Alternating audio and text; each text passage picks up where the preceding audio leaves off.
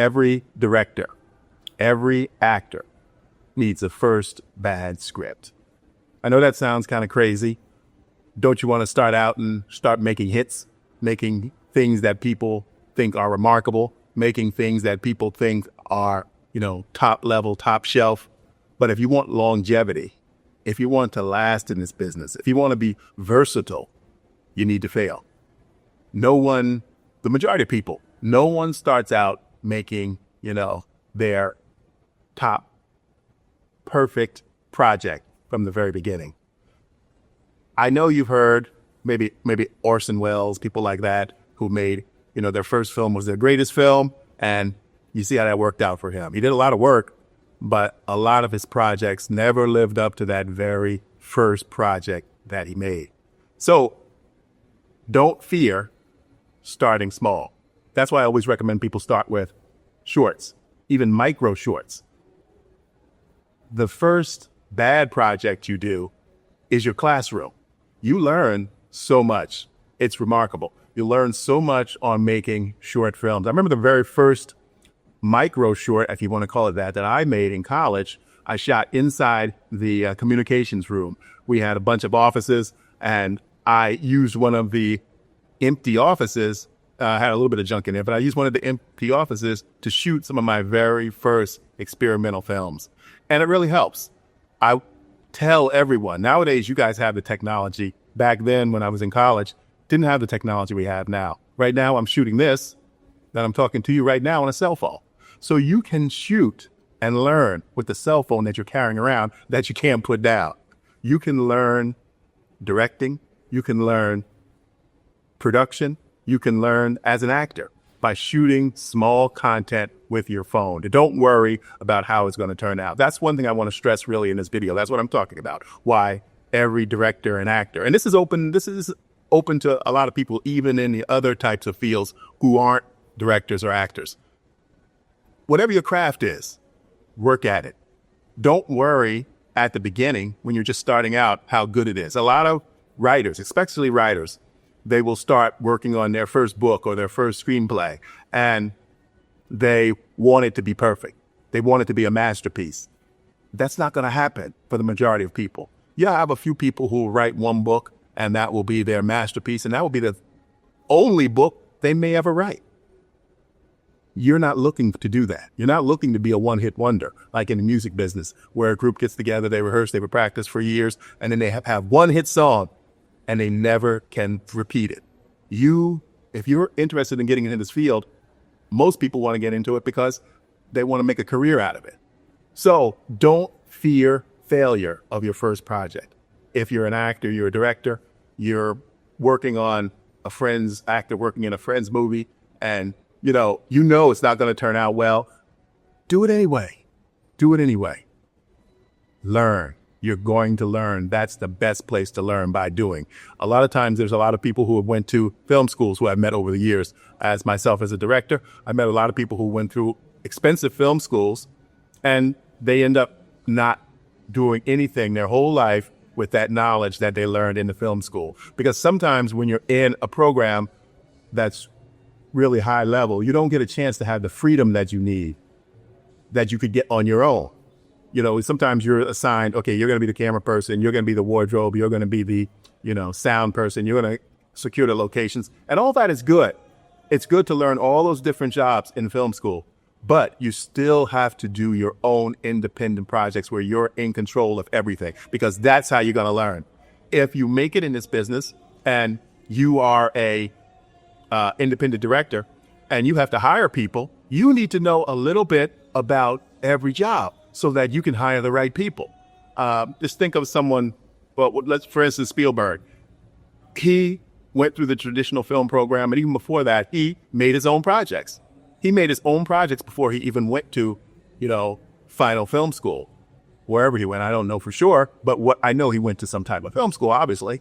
But he made many projects before he got there. I remember something from a documentary I watched about him, that he taught himself. He was a master in directing, as far as screen direction, details, beginning, middle, and end. And that was all before he started his work in the entertainment business. He worked in television, and that's where he honed his skills directing. So nowadays, we have this technology. We have YouTube. You're sitting here watching YouTube right now. You can create content, and it can go on YouTube. And you can show it. You can get feedback. You can learn from that feedback. Your first projects are your school. Your first projects are where you learn. So don't fear them. A lot of big directors started with projects, and many don't even want to talk about those projects because they didn't turn out the way they wanted them to turn out. They're not proud of them. One of my favorite directors, Abel Ferrara, did a lot of low-budget horror movies.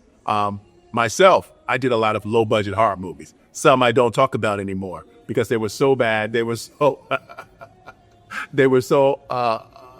unprofessional and low budget that I don't even bring them up. I don't even have a lot of them on my resume. I've directed over 25 feature films that I will claim. Many have been distributed, but the ones that I don't claim are the ones that I learned a lot from. Probably the ones that I learned the most from, because those were the hardest to make. Those were the ones where, myself and my wife, we were doing everything. And a lot of stuff we were doing, we didn't know how to do it the professional way. We were just starting out. And some things didn't turn out as good as we thought they would. But we learned from our mistakes and we improved on the next project. We always tried to improve on the next project. And that's what I'm telling you to do. Learn. Take that cell phone that's in your pocket. Get yourself a cheap tripod with a holder that can hold that cell phone and shoot content and edit it together. Learn what you need to do to make interesting content that people want to watch. Learn what you don't know. There's an old saying that I always love, and I use it sometimes. You don't know what you don't know. And that's with filmmaking, that's with acting, that's with any field. That's why I say a lot of the stuff I'm talking about in this series of videos I'm making now can pertain to any field that someone may be in. You're going along, you're learning the basics, and you're going to hit problems. You're going to hit snags. And the beauty of modern day is that all of us have access to the internet. So you can find out how to do things. You can review it. You can watch here on YouTube. You can watch people doing and learn right here on YouTube. So don't fear making bad projects. I say every actor needs to act in a few bad films. Every director needs to direct a few bad films. You want to improve. You don't want to continue directing bad films. And I have peers of mine that I started out with 40 years ago. And we were purposely creating low-budget B movies. And some of them are still there. They're still doing the same thing we were doing 40 years ago. I'm not saying do that. I'm saying start there and progress. Make better content. But you have to start somewhere. Don't sit around and just think about starting. Go ahead and do it. Shoot what you have. Use the resources you have. If you only have a phone and you don't have external microphones, find out a way where you can record on a separate device and sync that audio together. So there's ways around it. That's why filmmaking is considered art, because you bring your own creativity to it. You find a way to make it work. You find a way. One thing about a bad script, and I know a lot about bad scripts because I've worked with a lot of them. I was hired in the early days. I worked as a director for hire. That's where I learned a lot. So I would sometimes make scripts for people, low budget scripts for distribution companies, and I would shoot the content. And when I read the script, I knew it was a bad script. But the producer wrote it. He wanted this script. He was paying me to make script. So I would make it. But I would try my best to improve everything. I tried to work within those boundaries that I was given to make an interesting story. And my goal, and your goal too, you want your story always to have a beginning, middle, and end. You want to tell a story. You don't just want to, I don't have anything against a slice of life films. I sometimes like those. I've made a few of those in my past also. But even within those, there needs to be a beginning, middle, and end. Some kind of way, even if it's just a day in the life film for someone or some topic. But you want to tell a story, and bad scripts force creativity. So it forces you to look and to see, how can I make this better? How can I make this interesting? How can I make this something that someone wants to watch? Another avenue where I made a lot of scripts like that, it was in the business side of my production, because you had to tell stories of, office related stories on how to train employees. So sometimes that is the most drudgery of watching. And you don't want to make stuff where people have to struggle to watch it. You want to teach them what they need to learn, but you still want to make it something that's easy to watch. So even in my training films and my informational films that I made for businesses, I always tried to tell a little story. It may not be a big story arc, but I always try to have what's called, what I said again, beginning, middle, and end. So that it would have some kind of start, it goes to some point, and then there's some type of resolution. So you want to think about that. When you're handed a bad script, try to find the good in it. Try to find what you can do to make it better. So again, creativity, a bad script sometimes forces creativity out of you. That's for directors, that's for actors. You'll get a script, definitely actors. You'll get a script and your part may be, it may be just some type of device to move the story forward, or it might be just something to, give some information, but you want to still bring life to your character. You want to try to make the best of the character that you have to portray. So again, use that as a learning tool. Use that as something that, even if it's a learning tool that, okay, I won't do this again. This isn't the way not to do it. So that's one of the things too that I pride myself in. When I teach classes, I always use my personal stories and I tell the students and I tell the actors the things that I've done wrong, and so that they can avoid those problems. And that's a learning tool. That's a tool you can use. That's a tool you can use to help people. That's a tool you can use to help yourself. Okay, I know this doesn't work, so let's find another way that it could possibly work. And you just keep trying till you find a way to make it work.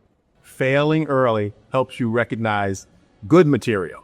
So if you have the experience of working with scripts or ideas that clients bring to you, or ideas that writers bring to you, or ideas that directors bring to you, and you hear it and you recognize, oh, okay, yeah, I've worked in this situation before. I've heard this. It's happened to me in the past, and this is not going to work. So you try to figure out a way to make it work. That's one thing that I've done a lot also on the business side of my video production, where clients come with a preconceived idea of how they want the video to materialize, how they want the video shot, what they want the content to be. And the biggest problem that I had over my career was bosses, employees, owners of companies wanting their employees, not just wanting their employees, forcing their employees to be in the video. So that always doesn't work. It really doesn't.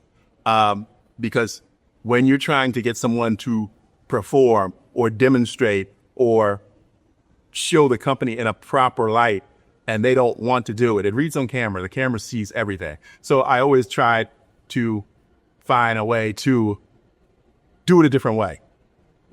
Make it easier for the person who's being forced to be in the video, or or try to convince their business owner to find someone else, or let me bring in an actor who would do it even for free if they don't have the budget because they need it for their resume. So always look for ways to make stuff better. Always look and listen for what you're working on at that moment, and think about some of the bad projects you may have done in the past that didn't work out, and use those as lessons. Use those as learning lessons to make the current project you're working on better. And finally, in this video, don't fear embarrassment. I have a lot of people who create videos or create shorts and want to do more, want to do better projects, want to get, or even if you haven't done any at all, they want to get started, but they're paralyzed by fear that their project won't be well received, that their script won't be well written and people won't like it, or the videos they make won't be well received or people won't like it. Actors who want to work but are afraid, so they stay in class and they never try to go out and even get, student films or low budget films because they're afraid that they're not ready. Don't fear failing. Don't fear being embarrassed. If you're an entertainer, at some point you're going to be embarrassed. If you're a writer, at some point you're going to write something that's not so great. If you're a director, you're going to probably direct something that's not so great. Don't fear it. Just go for it. Go forward. That's the way you make content. That's the way you improve. Learn from mistakes. Learn from things that you didn't do or didn't turn out the way you wanted it to be. Or, if someone doesn't like it, people don't like it, move on. Move on. Don't worry about it. Don't let it stop you from creating. Do not let it stop you. You want to work in this field? Go for it. The bad thing is when you sit back, and never do anything because you don't think it's going to be good enough. I have friends, I have people I've worked with over the years who always wanted to do projects, who wanted to do bigger projects, but sometimes they were afraid that it wasn't going to be good enough, or they were waiting for the perfect project, or they were working for the perfect camera, or the perfect lighting, or the perfect sound, or the perfect location, or the perfect actor or actress to be in their project. Move forward and create projects. That's the way you learn. That's the way you get better. That's the way you become successful. I'll see you in the next one.